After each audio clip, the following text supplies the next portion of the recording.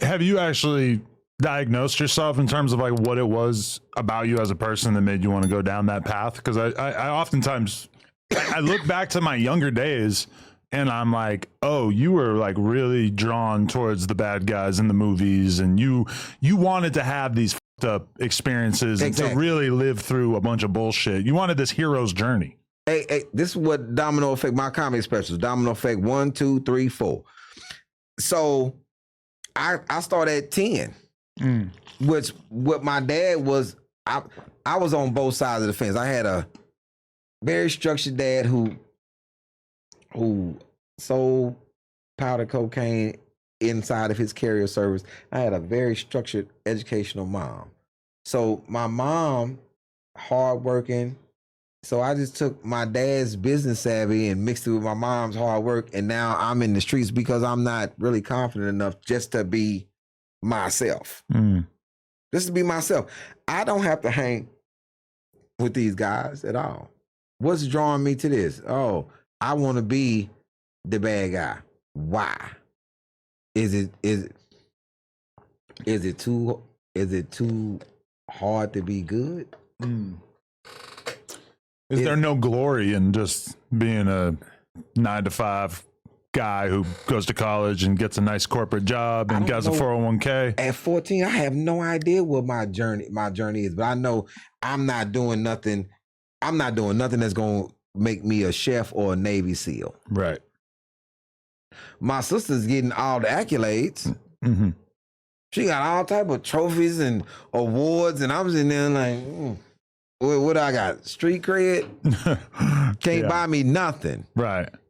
I mean, it's weird. I feel like so there's a skateboard series on Vice called Epically Latered, and they just do documentary type pieces about all these skaters. And like one night in a daze, I just watched like 5 or 6 of these in a row. And I just kept seeing like the same thing over and over, where it's, you have these young dudes, they're unbelievably talented physically. They've got the whole world in front of them. They're already pro or sponsored or whatever. They got everything available to them. And then they just become a drunk and a drug addict. And it's like, you know, it just repeats itself so much. And when I see that, I'm like, where does this impulse come from? That it's like life isn't hard enough on its own. It's not hard enough to become a world-class athlete and to accomplish all these things. Because like thinking about it as an adult, it's like you are 21. You need to protect your body at every possible way that you can. You need to take care of yourself. You should be focused. You should be in the gym. You should be doing everything you can possibly do to eat right, to stay healthy, so that you can be great at this sport that you've chosen to take on. And instead, dudes do the exact opposite, which is that they want to like basically prove that they're capable of doing well at their career while also getting insanely fucked up as often as possible and like living this rock star lifestyle. And with the hindsight of being older, it just seems so bizarre. But then I see the same exact thing with all these rappers. It's like so often I talk to a rapper and, you know, you got everything available to you in the whole world, and you just decided you wanted to be a 21-year-old lean head. Like you just, whatever money you're making, you're going to spend a gigantic percentage of it on perks and lean and Molly and whatever. Just, it's not enough to just have made it. You got to also make it while handicapping yourself. So you see the difference in era and generation. The MCs that I grew up, I've been around since rap started. Right. 51. These guys are jogging before they working out so they can keep their body together to do shows. Right.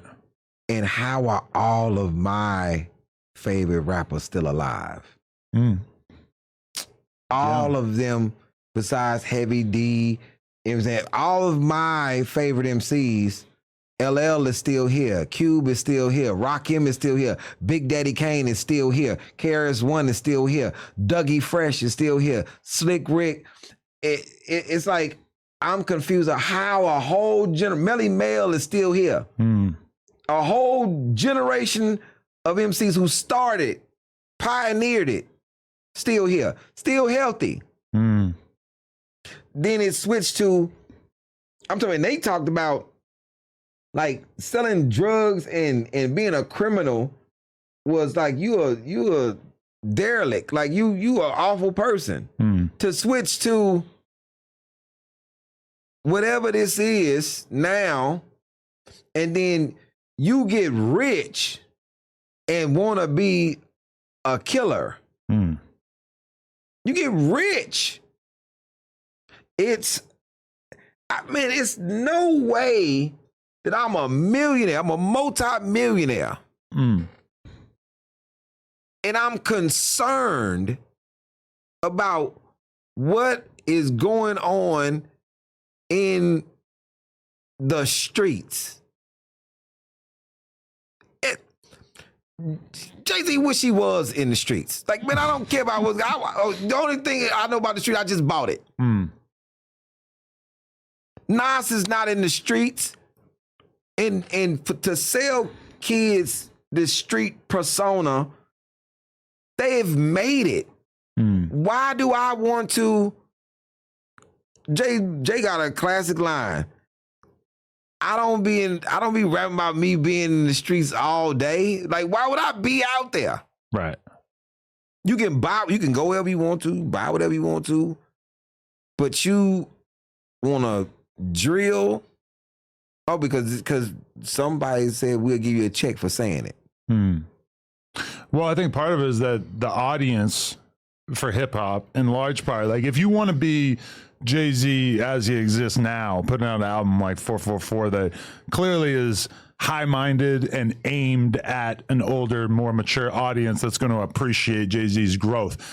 That audience is not as gigantic as the audience that's willing to pay attention to an NBA YoungBoy who's blatantly addicted to drugs, blatantly obsessed with and in love with violence and street culture, etc. It's like it's like the older artists. You could be 25, you could be 30, but you're really still kind of competing with some 17-year-old dude who realistically probably killed someone last month, who actually is still living that life in its entirety. And at a certain point, a lot of rappers just realize that the realism is what's drawing so many people in. So it's really hard for them to try to do some more high-minded shit because they know that the audience, the largest audience, the mass market audience, is not necessarily interested in that. The biggest audience is young people who want to hear you say some crazy shit. I think Chief Keef really like showed a huge percentage of hip hop that, and it's just been a little different ever since. I listen to older rappers a lot of times and I'm like, oh, you're talking about spinning the block and you're talking about your ops and you've like just inserted all this stuff into your music that wasn't there 5 years ago. And it's like, oh, you're trying to survive. You're trying to just like, keep the younger audience feeling like you've got a little bit of edge to you. And this is why I love being in Houston, because Slim Thug doesn't have to do that. Zero doesn't have to do that. Killer Callion, Scarface, Lil O, Willie D, none of them have to do that. Lil Kiki doesn't have to do that. We all good. If Sauce is really a better rapper than just spinning. Because he don't even really, something just happened to him. And then when the guy got killed in Houston, Sauce took a picture outside of the trauma center with a pile of money. Took a nice little photo outside the hospital. I think they was in Memphis when he got shot up. Yes, but then the killer got killed in Houston, which is spooky. The thing is like, I remember Hurricane Chris out of Shreveport. He didn't spin the block on nobody. He made a song, "Hey Baby," that went crazy. I think that one edge of things are being pushed because Kendrick's success ain't got nothing to do with spinning the block at this point. Never have. So I think that one aim gets light, and then that's what people think that everything is. Because I remember waiting on a Jay Electronica album, just constantly waiting on it. Just constantly waiting. I didn't care when it was gonna come out. I was like, hey, as soon as Jay Electronica come out with his album, it's on and popping. Man, a lot of these musicians produce and they have other money, and they don't spend. I think that's just a glorified thing that it's just a certain group of people that do that. I don't know 3-6 Mafia from spending money. They got all type of awards and they had that bread. Mm-hmm. You know what I'm saying? But where I'm from is built on independent artists. Mm-hmm. And the thing that I always relish in, I went to a party and it's the Boss Hog Outlaw bank. It's Slim Thug's party. Right. Boss Hog Outlaws. And when I pulled up, it's so many Rolls Royces outside. Mm. None leased. All owned. We've been getting money in Houston for a long time without having a kill culture. Mm. Now that we have a lean culture, For sure. yeah, screw, chopped and screw come from Houston. Talking about lean, that comes from Houston. But they wasn't telling you to drink lean. They was talking about how they drink lean. Right. And the most you're going to do is fall asleep. Nobody killing nobody on lean. It's too slow. I mean, until you get too deep into it, because we lost a lot of people to lean over the years. Yeah, but they didn't kill them. They died themselves. But there's more of like a gentlemanly lean culture in Texas too, where dudes, I think, consuming it in a little bit more of a respectable manner. I think because we started it, the double cup and the Sprite, we rapped about it. We got a whole DJ Screw. You know what I'm saying? But you got Michael 5,000 watts on the other side of town. And then Beat King was incredible. It's like we have our own thing going on. And you got Travis Scott, you got Megan Thee Stallion. You got our own thing going on. Travis is a huge artist. And he ain't talking about spinning the block. No, yeah. Yeah, it's just, we just think about the mega stars. And we talking about people that's mega stars, that's big.